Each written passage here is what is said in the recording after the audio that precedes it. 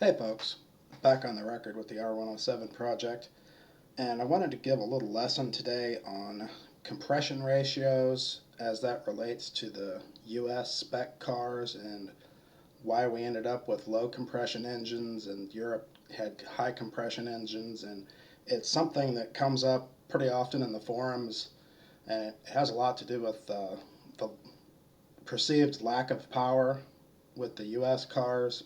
And it comes up quite a bit, and it's something that a lot of people probably don't understand. So I wanted to get into it and maybe give a little education and history lesson here and figure out why it is that some of our US cars just don't make the power that the European spec cars do. We often hear this term bandied about, and some people may not understand what it means and maybe are too afraid to ask. But we hear about compression ratios, and Euro spec cars are high compression, early US cars are low compression, and therefore they don't make as much power. Compression ratio, put simply, is how much the fuel and air mixture is compressed in the cylinder before the spark plug goes off and ignites it. The more you can compress the fuel and air mixture in a cylinder before you ignite it, the more power you make. It's a trick that's been known for many, many years. There's an issue with increasing compression ratios in engines, though, is something called detonation or knock. And that's something that's pretty much not even talked about these days because of computer controls. We just never really experienced knock in modern cars. But it is when the fuel-air mixture becomes volatile before the spark plug goes off. In other words, it will auto-ignite just by compression. And what we do to combat that is either we run low compression ratios or we develop a fuel, gasoline, that can withstand compression without igniting. In other words, it has a high anti-knock value to it. And we do that a couple different ways. We can do that by refining the volatile compounds out of the fuel, or we can add things to the fuel that increase its octane rating.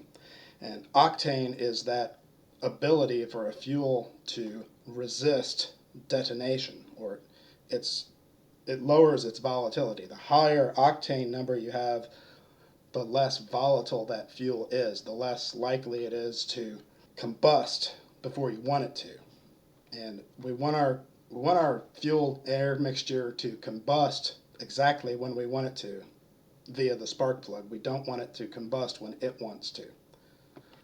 So in the 1920s, they came out with this stuff called tetraethyl lead, and it's lead distilled into a compound that can be put into gasoline.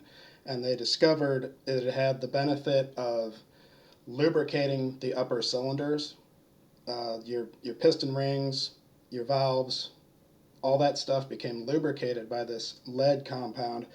But the biggest thing it did was it acted as a great anti-knock compound. It raised the octane level of gasoline, and where cars may have had a 5-to-1 or 6-to-1 compression ratio before, with properly formulated leaded gasoline, you could raise the compression on your engine up to 8-to-1, 10-to-1, even something like 12-to-1, depending on how much of this lead you put in there. In the United States, aircraft fuel, avgas, is 100 octane low lead. It still contains tetraethyl lead, even though lead was banned from automotive fuels long ago. So, long story short, in the 1950s, in America and in Europe, they started to increase their compression ratios and make gobs of power because they had the leaded fuels to resist knock, and they were able to make these early muscle cars that we became familiar with, the And so by the 1960s, you had, especially in America, you had enormous engines with high compression ratios burning leaded gasoline. They might get 5 miles to the gallon, but gas was cheap, and you ended up with cars producing enormous amounts of horsepower. But there is a problem, not only with cars that get 5 miles to the gallon, but with this tetraethyl lead. It was known early on that it was a very harmful, toxic compound.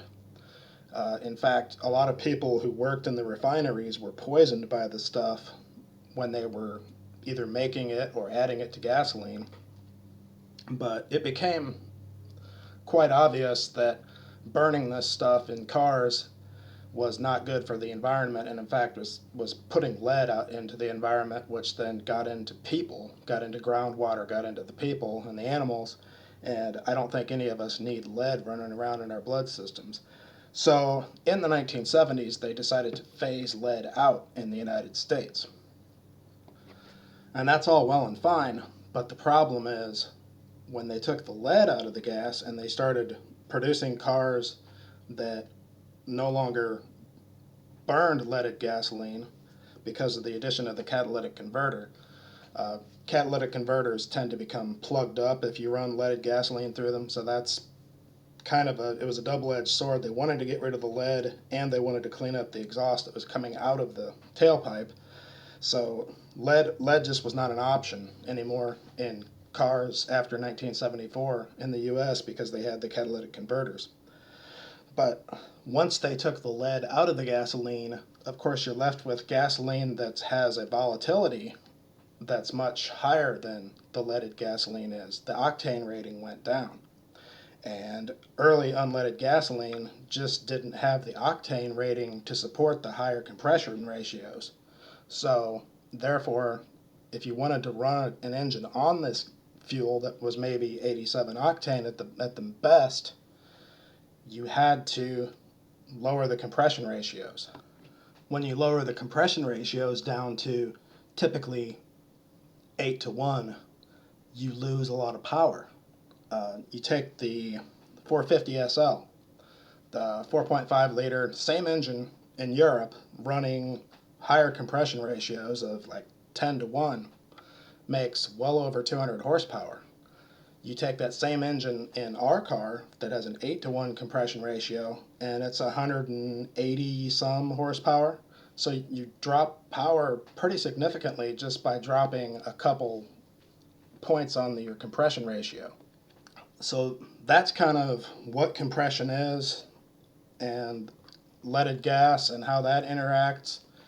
And so if you're buying an SL, a US spec SL from the 70s and throughout most of the 80s, really it wasn't until the 560 SL that we ended up with not only a larger engine but a higher compression engine as well, because gasoline had evolved at that point and we were able to refine the compounds out and add other things like ethanol and other proprietary compounds to the gasoline that weren't lead but did increase its octane rating. Today, you can run very high compression ratios on unleaded gas because we have octane ratings of 91, 92, 93 available at our pumps. There's no lead in it, but it is able to resist detonation or knock. Also, by the time the 560 came around, if you happen to fill your 560 with 87 octane, the computer controls that had been added to the 560 engine were able to adjust timing that would advance the timing, in other words, when the spark plug went off, in order to resist that knock. So I've not owned a 560, but I have owned a 300 SE, which was it's a straight six from 1988, and I found it was a piece of junk car, so I would experiment with it. I found I could run anything from 87 octane all the way up to 93, and it never knocked. It never ran poorly. It just had less power because the computer was so good at advancing timing to avoid knock that it just didn't produce as much power. And the power drop off was quite considerable. Every once in a while, I'd just throw some 87 in it to see what would happen. And it never did run poorly. It just didn't have much power. But you run the premium in it like it was supposed to have, and it was fine. So what do you do if you have one of these cars and you want more power? You want to put it to European specs. Well, typically what you need to change are the pistons. And to change the pistons, you're looking at taking the heads off the vehicle. You're looking at opening up the bottom of the engine, disconnecting the connecting rods from the crankshaft, getting the piston and rod assembly out, and changing those pistons. That's not something that I'm going to do just to be doing it. I bought a 77 450. I'm cool with that. It's got decent power.